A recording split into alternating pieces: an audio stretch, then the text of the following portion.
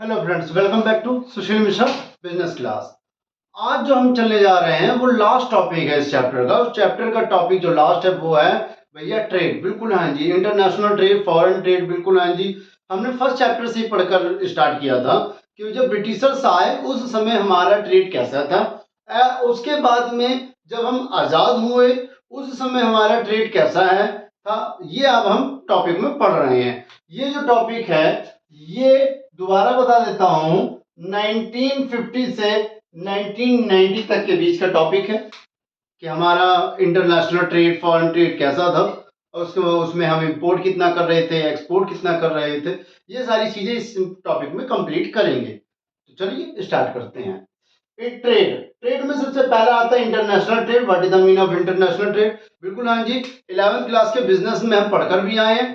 जिनको नहीं समझ में आया हुआ होगा वहां पर यहाँ समझ लीजिए। इंटरनेशनल ट्रेड वो ट्रेड होता है जिसमें उसकी मेन ब्रांच या मेन हेड ऑफिस उसके होम टाउन में होता है और बाकी सारी जगहों पर उसकी ब्रांचेस होती हैं। वो बहुत सारे देशों के साथ या बहुत सारे देश मिलकर उनमें व्यापार करते हैं, व्यापार आगे बढ़ाते हैं। इंटरनेशनल ट्रेड कहलाता है। फॉर एग्जाम्पल ये इंडिया है, ठीक है। India, America, Russia, Brazil etcetera सारी जगहों पर अपना व्यापार कर रहा हो तो उसे हम इंटरनेशनल ट्रेड कहते हैं। बिल्कुल हाँ जी, एक देश का दूसरे देश के साथ में कोई किसी भी प्रकार से ट्रेड इंटरनेशनल ट्रेड कहलाता है, चाहे वो इंपोर्ट हो चाहे वो एक्सपोर्ट हो। आजादी से पहले हम पढ़कर आए थे कि भैया उस समय में इंडिया की हालत बहुत ज्यादा खराब थी इंटरनेशनल ट्रेड के मामले में।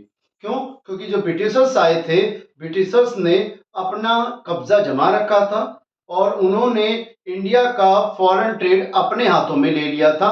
उसके तहत उसने सबसे पहला जो काम करा था वो काम करा था कि इंडिया को क्या कर दिया था, प्राइमरी रॉ मटेरियल प्रोड्यूसर के रूप में घोषित कर दिया था कि आप सिर्फ और सिर्फ प्राइमरी रॉ मटेरियल ही प्रोड्यूस करेंगे। दूसरा, हमें कोई भी प्रोडक्ट अगर चाहिए होता था तो हम सिर्फ और सिर्फ इंपोर्ट करते थे, कुछ भी खुद नहीं बना पा रहे थे। मतलब हमारे पास कोई भी फिनिशिंग गुड्स तैयार नहीं थे। बिल्कुल हाँ जी। और साथ के साथ ब्रिटिशर्स का मोनोपोली था, वो कहीं पर भी किसी भी देश में अपनी इच्छा के अनुसार कितने भी प्रोडक्ट को सेल कर रहे थे। बिल्कुल हाँ जी, रॉ मटेरियल को किसी भी देश में भेज रहे थे, हमारे ऊपर पूरी मोनोपोली था। उसी से रिलेटेड ही है ये कंसेप्ट। चलिए, कहता है Indian foreign trade at the time of independence. बिल्कुल हाँ जी, आजादी के समय में इंडिया की जो फॉरेन ट्रेड थी, विदेशी व्यापार था, वो क्या था? बिल्कुल हाँ जी, आजादी के समय में इंडिया का विदेशी व्यापार बिल्कुल ठप बैठा हुआ था। ठप का मतलब है बिल्कुल नील बटा सन्नाटा, जहां पर किसी भी प्रकार से कोई भी देश इंडिया में इन्वेस्टमेंट करने को राजी नहीं था। और दूसरे राज्य क्यों नहीं था? कारण यह था कि कोई किसी को ये नहीं पता था कि जो भी रॉ मटेरियल ब्रिटिशर्स बेच रहे हैं, ब्रिटिश गवर्नमेंट बेच रही है, वो इंडिया की है नहीं। वो क्या करते थे? ब्रिटेन का बताकर बेचते थे। बिल्कुल हाँ जी। अब इसके बारे में तीन कंसेप्ट मेनली दिए गए हैं, आपके एग्जाम में ज्यादातर पूछे जाते हैं कि भैया वॉल्यूम क्या है, कंपोजिशन क्या है, डायरेक्शन क्या है। इन तीनों का सारांश सिर्फ एक है, वो ये है कि at the time of independence के समय में भारत को ब्रिटिशर्स ने सिर्फ और सिर्फ रॉ मटेरियल एक्सपोर्टर बना दिया था, प्राइमरी रॉ मटेरियल एक्सपोर्टर, कि आप सिर्फ और सिर्फ रॉ मटेरियल एक्सपोर्ट करोगे, जो कि उसका वॉल्यूम बढ़ा दिया गया था कि आप उनके पास में किसी भी प्रकार से कोई भी क्या नहीं है, आपको अथॉरिटी नहीं है कि आप अपने देश में किसी भी प्रकार के गुड्स को प्रोड्यूस कर सको। तो हम क्या थे? कंपोजिशन था। कंपोजिशन क्या? हम डिपेंड थे दूसरे पर या इंपोर्ट करते थे। हम ज्यादातर क्या करने लगे? इंपोर्ट। जो भी हमें कंज्यूमर गुड्स चाहिए थे वो हम इंपोर्ट करते थे, हमारे इंडिया में प्रोड्यूस होता ही नहीं था। तीसरा, direction of trade. Direction of trade का मतलब है कि भैया उस समय में हमारा कहाँ कहाँ डायरेक्शन था, कहाँ कहाँ हम व्यापार कर रहे थे। बिल्कुल हाँ, उस समय में हम 50% ब्रिटिशर्स, वैसे तो 100% ब्रिटेन लेकर जा रहे थे, लेकिन 50% वो खुद अपने पास रखते थे और बचा हुआ श्रीलंका या फिर चाइना या ईरान देशों में दिया करते थे।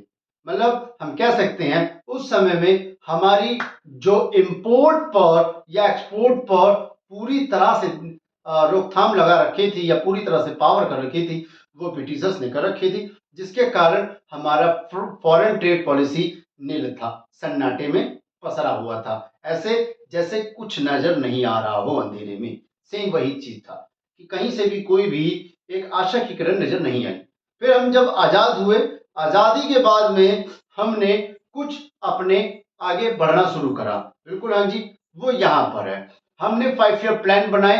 5 ईयर प्लान में हमने अपना वॉल्यूम बढ़ा दिया, अपना एरिया बढ़ाना शुरू कर दिया। जाहिर सी बात है, हम धीरे धीरे विकसित होने की ओर आगे बढ़ने लगे। साथ में हमने क्या करा, कंपोजिशन बढ़ा दिया। कंपोजिशन में हमने ये चीज देखने लगे, फर्स्ट 5 ईयर प्लान में हम कितना इंपोर्ट एक्सपोर्ट कर रहे हैं, सेकंड 5 ईयर प्लान में हम कितना इंपोर्ट एक्सपोर्ट कर रहे हैं। ऐसे ही 12th 5 ईयर प्लान तक हम धीरे धीरे अपना जो कंपोजिशन है वो वाइड लेवल पर लेकर आए। साथ में डायरेक्शन, डायरेक्शन में हमने बोला कि अब हम इंपोर्ट और एक्सपोर्ट दोनों करेंगे, और वो भी फिनिशिंग गुड्स और रॉ मटेरियल के साथ करेंगे। ये भी ध्यान दिया गया कि अब हम सभी देशों में खुद ही, बिल्कुल हाँ जी, इंडियन प्रोडक्ट सेंड करेंगे।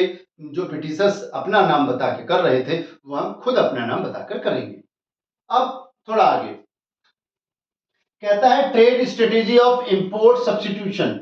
बिल्कुल हाँ जी, ट्रेड स्ट्रेटेजी क्या थी इंपोर्ट सब्स्टिट्यूशन की 1950 से 1990 के बीच में। तो हाँ, मैं बता देता हूँ, ट्रेड स्ट्रेटेजी जो थी हमारी, वो ये थी कि हमने आते ही इनवर्ड लुकिंग स्ट्रेटेजी अपना ली थी। इनवर्ड लुकिंग स्ट्रेटेजी एक ऐसी स्ट्रेटेजी थी जिसमें बताया गया कि पहले दूसरों को देखने से अच्छा है अपने आप को देखिए, आप में जो कमियां हैं उसको सुधारिए। इनवर्ड, अपने भीतर, कहते हैं ना, इंसान में कोई कमी है तो खुद में देखिए। सेम वो चीज यहाँ बोली गई है कि भैया कोई भी कमी थी, इनवर्ड लुकिंग, हम खुद देख रहे हैं और अपने आप की कमियों को दूर करने की कोशिश की जा रही थी। वही चीज यहाँ पर था, जिसका नाम भी दिया गया है, बाकायदा मैंने इसमें दिखा दिया है, इनवर्ड लुकिंग ट्रेड स्ट्रेटेजी। बिल्कुल हाँ जी, अपने आप में हमने देखना शुरू कर दिया कि अब हम जो इंपोर्ट करना है वो इंपोर्ट कर रहे हैं और एक्सपोर्ट करना है वो एक्सपोर्ट कर रहे हैं। मतलब हमने इंपोर्ट वाले गुड्स पे क्या करना शुरू कर दिया कि जो हमारे रिस्ट्रिक्शन थे, जो हमारे टैरिफ लगे थे, जो हमारे, बिल्कुल हाँ जी, कोटा थे, उसे हमने हटाना शुरू कर दिया ताकि इजीली से इंपोर्ट भी किया जा सके और एक्सपोर्ट भी किया जा सके। बिल्कुल हाँ जी, साथ में हमने ये भी ध्यान दिया कि भैया हम इंटरनेशनल मार्केट में अपना नाम और अपनी फेम, इट मीन्स गुडविल भी बना लें।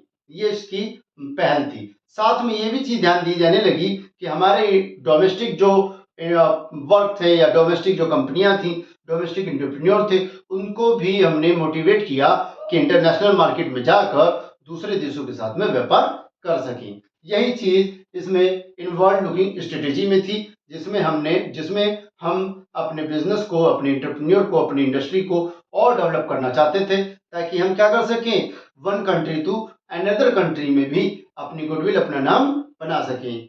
ये चीज इनवर्ड लुकिंग स्ट्रेटेजी में या इंपोर्ट सब्स्टिट्यूशन स्ट्रेटेजी में रखी गई थी। यही चीज आपका फॉरेन ट्रेड का टॉपिक है, जो आज ये लास्ट टॉपिक मैं खत्म करा है। इस चैप्टर में हमने एग्रीकल्चर से रिलेटेड पढ़ा, ग्रीन रिवोल्यूशन से रिलेटेड पढ़ा, हैवी सीड्स लेकर आए, फर्टिलाइजर लेकर आए, इससे रिलेटेड पढ़ा। साथ में इसी चैप्टर में हमने इंडस्ट्री के बारे में पढ़ा कि भैया इंडस्ट्री 1948 के बाद में 1956 आईपीआर लेकर आए। उसके बाद में हमने इसी में ही हमने स्मॉल स्केल इंडस्ट्री के बारे में भी पढ़ा, और लास्ट टॉपिक जो हमने आज पढ़ा है वह फॉरेन ट्रेड। फॉरेन ट्रेड के बारे में भी पढ़ा। अब इसके आने से, बिल्कुल हाँ जी, इंपोर्ट सब्स्टिट्यूशन के आने से क्या गुड इम्पैक्ट रहे हैं इंडिया में। तो पहला जो गुड इम्पैक्ट वो रहा है कि यहाँ पर इन्वेस्टमेंट ज्यादा हुआ। बिल्कुल हाँ जी, लोगों ने बढ़ चढ़ कर इन्वेस्टमेंट करना शुरू कर दिया। बिल्कुल हाँ। दूसरा, ग्रोथ अपॉर्चुनिटीज मिल गई। बिल्कुल हाँ जी, जाहिर सी बात है, इंपोर्ट जब ज्यादा हो रहे हों तो उस समय में हमारी जीडीपी थोड़ी सी दिक्कत में आ सकती है। बिल्कुल हाँ, इसको ध्यान में रखकर हमने क्या करा, फिनिशिंग गुड्स ज्यादा बनाए, और हमने उसी समय आत्मनिर्भर का भी स्लोगन दिया, जिसमें हमने कहा कि अब हम अपने फिनिशिंग गुड्स को भी एक्सपोर्ट करेंगे, इंपोर्ट कम करेंगे। मतलब अब हम आत्मनिर्भर रहेंगे, दूसरों पर निर्भर कम रहेंगे। बिल्कुल हाँ जी, इससे हमने ग्रोथ की ओर आगे बढ़ा, साथ में हमने डेवलपमेंट भी करा। ये 3 जो पॉइंट हैं ये हमारे गुड इम्पैक्ट में शामिल होते हैं। ये आज जो टॉपिक है फॉरेन ट्रेड खत्म हुआ है। आई होप सबको समझ में आया होगा। कल की क्लास में अब हम न्यू इकोनॉमी पॉलिसी स्टार्ट करेंगे 1950s के आगे का। बिल्कुल हाँ जी, इससे आगे का 1991 से स्टार्ट करेंगे। जो टॉपिक होगा एनईपी। बिल्कुल हाँ जी, इसका टॉपिक है एनईपी, न्यू इकोनॉमी पॉलिसी। बिल्कुल हाँ, इसके बारे में कल हम स्टार्ट करेंगे। आई होप ये टॉपिक आपको समझ में आया होगा। Thank you very much.